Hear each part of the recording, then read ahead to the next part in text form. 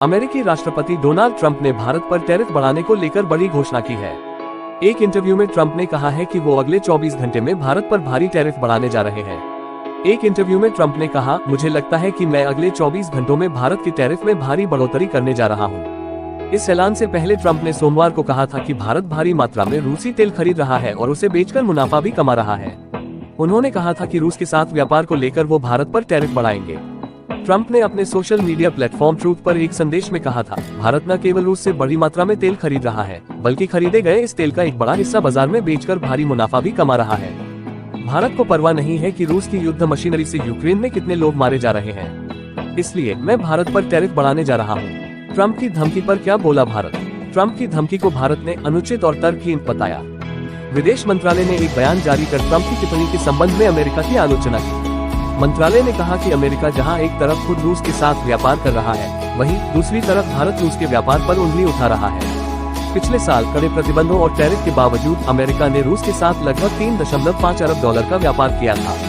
विदेश मंत्रालय ने अमेरिका के इस दोहरे रवैये पर कहा, अमेरिका अब भी रूस से अपने परमाणु इंडस्ट्री के लिए यूरेनियम हेक्साफ्लोराइड, इलेक्ट्रिक गाड़ियों की इंडस्ट्री के लिए पैलेडियम, उर्वरक और केमिकल आयात करता है।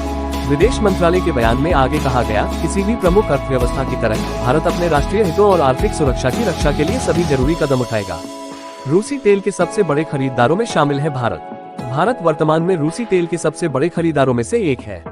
2022 में रूस यूक्रेन युद्ध शुरू होने के बाद कई यूरोपीय देशों ने रूस के साथ व्यापार बहुत हद तक कम कर दिया था।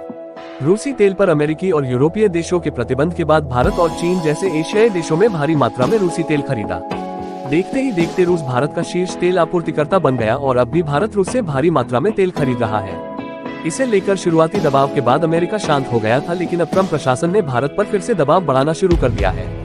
हालांकि भारत ने साफ किया है कि वो किसी दबाव में नहीं आएगा।